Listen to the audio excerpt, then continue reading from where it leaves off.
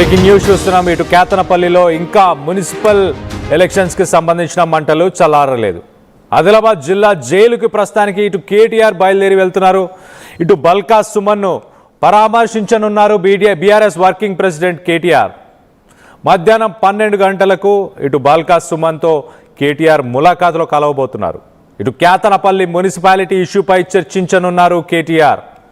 ఇటు బల్కా సుమన్ అరెస్ట్ తరువాత ఇటు మున్సిపల్ చైర్మన్ ఎన్నిక పైన కూడా ఆరా తీయబోతున్నారు. నేడు బల్కా సుమన్ బెయిల్ అలాగే కస్టడీ పిటిషన్ పైన విచారణ జరగబోతుంది. ఇటు కోర్టు తీర్పుపై రాజకీయ వర్గాల్లో తీవ్ర ఉత్కంఠమైతే నెలకొని ఉంది. ఇటు కేతనపల్లిలో ఇటు బీఆర్ఎస్ అలాగే ఇండిపెండెంట్స్కి సంబంధించి మెజారిటీ వచ్చిన తర్వాత బీఆర్ఎస్కి సంబంధించిన కౌన్సిలర్స్ ఇటు ఎన్నికలకు వెళ్ళడానికి 2 సార్లు ప్రయత్నించినా కూడా దానికి సంబంధించి ఇటు పోలీసులు అడ్డుకున్నారంటూ ఇటు బాల్కా సుమన్ ఆరోపించాడు. సో మొత్తం మీద బాల్కా సుమన్ని అరెస్ట్ చేసిన తర్వాత ఇప్పుడు ఆయనని పరామర్శించడానికి ఇటు కేటీఆర్ బయలుదేరుతున్న విజువల్స్ని మనం చూస్తున్నాం. తను ఇటు మొత్తానికైతే తను కేతనపల్లికి సంబంధించిన ఈ మున్సిపల్ ఎన్నికలకి సంబంధించిన ఈ ఇష్యూ పైన ఆదిలాబాద్ జిల్లా జైలుకి ఇటు కేటీఆర్ బయలుదేరి వెళ్తున్నారు. మరి ములాఖాతులో ఇటు బాల్కా సుమన్ని కలిసిన తర్వాత ఆయనతో మాట్లాడి ఇటు కేతనపల్లి మున్సిపల్ ఎన్నికల గురించి ఆయన చర్చించే అవకాశం ఉన్నట్టు తెలుస్తుంది. మరొక పక్క ఇటు బాల్కా సుమన్కి సంబంధించిన హియరింగ్ ఇవాళ విచారణ, కేసుకు సంబంధించిన విచారణ ఇవాళ కోర్టులో విచారణ జరగబోతుంది. మరి దాంట్లో ఎలాంటి తీర్పు వస్తుంది అన్న దానిపై ప్రస్తుతానికి కొంత ఉత్కంఠమైతే నెలకొని ఉంది. మనం విజువల్స్లో చూస్తున్నాం. ఇటు కేటీఆర్ తనతో పాటు కొంతమంది బీఆర్ఎస్కి సంబంధించిన నాయకులు, నేతలు వీళ్ళందరూ కలిసి మరి బయలుదేరుతున్నారు. ఆదిలాబాద్ జైలుకి చేరుకోబోతున్నారు. ఒక్కసారి అక్కడికి వెళ్ళిన తర్వాత మరి ఇటు అక్కడ జరిగిన సిరీస్ ఆఫ్ ఈవెంట్స్ గురించి, ఇటు మంత్రి వివేక్కి సంబంధించిన కాన్వేపై బీఆర్ఎస్ కార్యకర్తలు రాళ్ళు రువ్వడం, దాని తర్వాత బీఆర్ఎస్ కార్యకర్తలు వాళ్ళపై ఇటు కాంగ్రెస్ నాయకులపై వాళ్ళపై ఆరోపణలు కూడా చేశారు. వీళ్ళని ఇటు బీఆర్ఎస్కి సంబంధించిన కౌన్సిలర్స్ని ఎన్నికలు అటెండ్ అవ్వకుండా అడ్డుకుంటున్నారు అంటూ, అలాగే పోలీసుల పైన కూడా ఇటు బాల్కా సుమన్ పోలీసుల పైన కూడా తీవ్ర ఆరోపణలు చేశారు.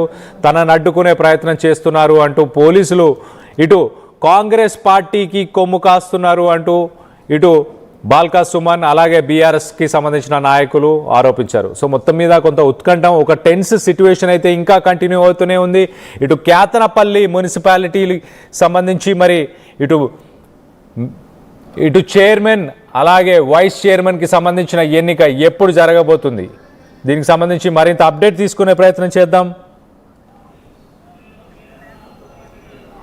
ఒకసారి కేతనపల్లి మనం ఒకసారి గతంలో చూస్తే కనుక ఇటు కేతనపల్లికి సంబంధించిన మున్సిపాలిటీలోనే గతంలో ఒక వార్డు నుంచి 25 లక్షల రూపాయలు ఇస్తే ఏకగ్రీవంగా కౌన్సిలర్ పదవిని ఇస్తామంటూ కొంతమంది పెద్దలు అక్కడ కేతనపల్లికి సంబంధించిన ఒక వార్డులో పెద్దలు యునానిమస్గా ఇచ్చే ప్రయత్నం చేస్తాం, 25 లక్షలు డబ్బులు ఇస్తే అంటూ. సో మొత్తం మీద మున్సిపల్ ఎన్నికలను ఒక్కసారి మనం గమనిస్తే సెంటర్ ఆఫ్ తెలంగాణ పాలిటిక్స్గా ప్రస్తుతానికి కేతనపల్లి మారినది.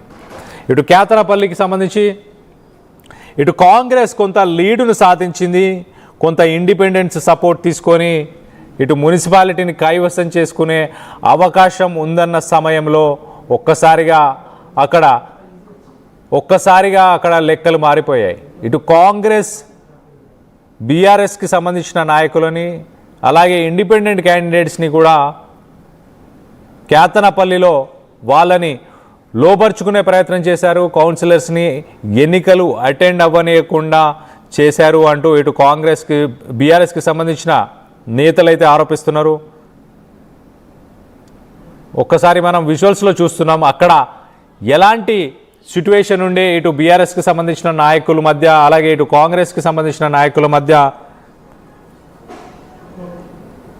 ఘర్షణ జరిగిన సమయంలో కావచ్చు, దాని తర్వాత ఇటు మంత్రి వివేక్కి సంబంధించి కాన్వే వెళ్తున్న సమయంలో ఇటు బీఆర్ఎస్కి సంబంధించిన కార్యకర్తలు ఆ కాన్వేని అడ్డుకునే ప్రయత్నం, ఆ కాన్వే పైన రాళ్ళు రువ్వే ప్రయత్నం, ఇవన్నీ చేయడం, అలాగే పోలీసులకి అలాగే ఇటు బాల్కా సుమన్కి మధ్య పలుమార్లు ఇటు పోలీసులకి బాల్కా సుమన్కి మధ్య పరస్పరం వాగ్వాదం జరగడం, పోలీసులు అడ్డుకుంటున్నారు అంటూ ఇటు రాస్తారోకులు ధర్నాలు కూడా చేపట్టడం అవన్నీ కూడా మనం చూసాం. మొత్తానికైతే మరి ఇప్పుడు కేటీఆర్ రంగంలోకి దిగడంతో ఒక్కసారిగా సిట్యుయేషన్ ఎస్కలేట్ అవుతుంది. మనం విజువల్స్లో చూస్తున్నాం. మాజీ మంత్రి గంగుల కమలాకర్ కావచ్చు, మాజీ మంత్రులు, అలాగే విద్యార్థి సంఘ నాయకులు కావచ్చు, మిగతా ఇటు బీఆర్ఎస్కి సంబంధించిన ఎమ్మెల్యేలు వీళ్ళందరూ కూడా మనం విజువల్స్లో చూస్తున్నాం. మరి అందరూ కలిసి బయలుదేరుతున్నారా?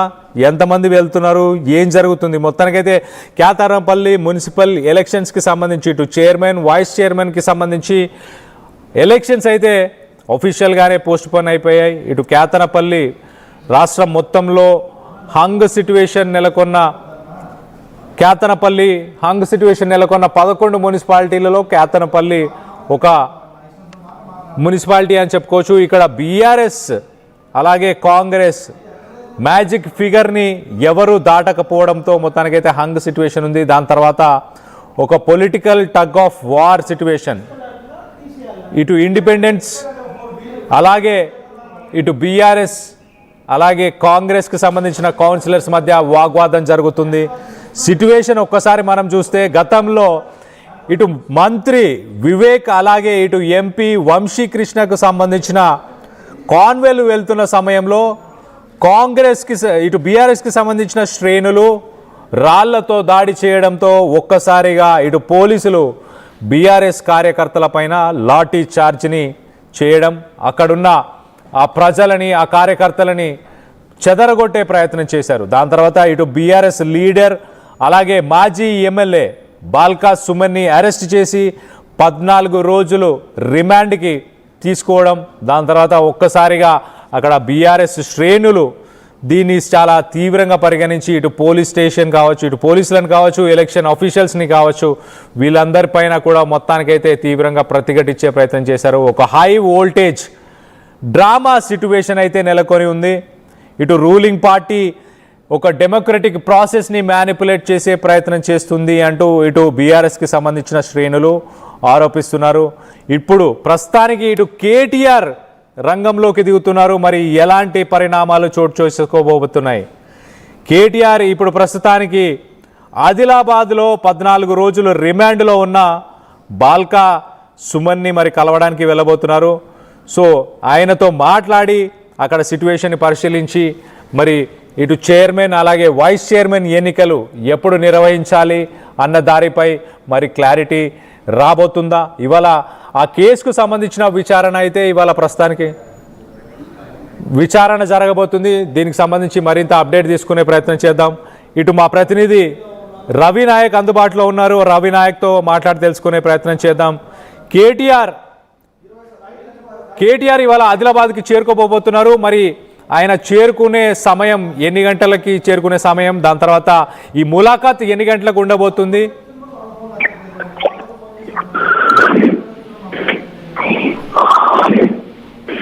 రైట్, రవి నాయక్ వినిపిస్తుందా? రైట్, మరి కాసేపట్లో మా ప్రతినిధి రవినాయక్ని కాంటాక్ట్ చేసే ప్రయత్నం చేద్దాం. మొత్తం మీద ఇటు కేటీఆర్ ఒక ఇల్లీగల్ అన్కాన్స్టిట్యూషనల్ అంటే ఒక డెమోక్రటిక్ ప్రాసెస్ని వీళ్ళు మ్యానిపులేట్ చేసే ప్రయత్నం చేస్తున్నారు. దీని మీద ఆయన సీఎం రేవంత్ రెడ్డిని ఉద్దేశించి కూడా కొన్ని అగ్రెసివ్ స్టేట్మెంట్స్ని చేశారు. ఇటు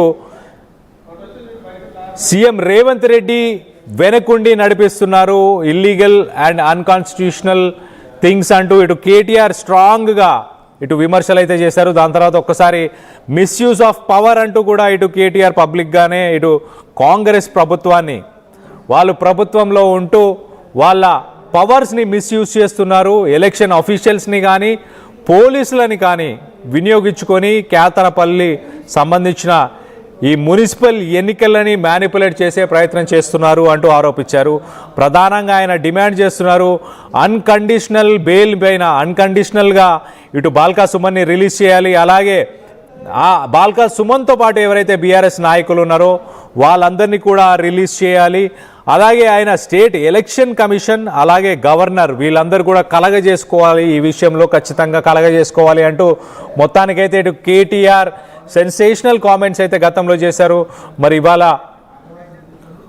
ఒక్కసారి మనం చూస్తే కనుక ఇటు బాల్కా సుమన్ రిమాండ్కి వెళ్ళక ముందు ప్రధానంగా ఆయన చేసిన ఆరోపణలు, ఆయన మాట్లాడిన మాటలు ఒక్కసారి ఇటు బాల్కా సుమన్ ఏం మాట్లాడాడో ఆయన మాటల్లోనే ఒక్కసారి వినే ప్రయత్నం చేద్దాం. In the evening or just 5 minutes back, they are also police also remanded two accused persons, that's A11 and A10. In that remand CD, they are mentioned present MLA Kovalakshmi garu వారిని కూడా implead చేస్తూ absconding లో ఉన్నారని ఆమెను కూడా mention చేశారు. Another one Mahender who is working as a BRS party, ఆయనను కూడా అబ్స్కాండింగ్ అని ఇప్పటి రిమాండ్ షీట్లో చూపడం జరిగింది. నేటి రోజున జరిగినటువంటి వాదనలకు వచ్చినట్టయితే the police didn't mention anywhere complaint that the police officer given a complaint before the station house officer Ramakrishna clearly shows there is a galata between the Congress party and BRS party. Nothing was established by the police in that complaint and statement. There is a basic principles clearly shows that the criminal case is going through the complaint and statement of LW1. అందులో ఎక్కడ కూడా మారణాయుధాలని కానీ వాళ్ళు ఇంతకుముందు previous conspire అయినరు అని కానీ వాళ్ళకు funding వచ్చిందని కానీ వీటి అన్నిటినీ ఏ విషయాలు కూడా లేకుండా కోర్టును తప్పుదారి పట్టించే విధంగా కస్టడీ పిటిషన్ వేశారు. అవన్నిటిని కూడా they 7 reasons mentioned by the police that is not relevant to the so called first complaint. దాన్ని బట్టి అర్థమైంది ఏంటంటే గవర్నమెంట్ సీరియస్ గా తీసుకొని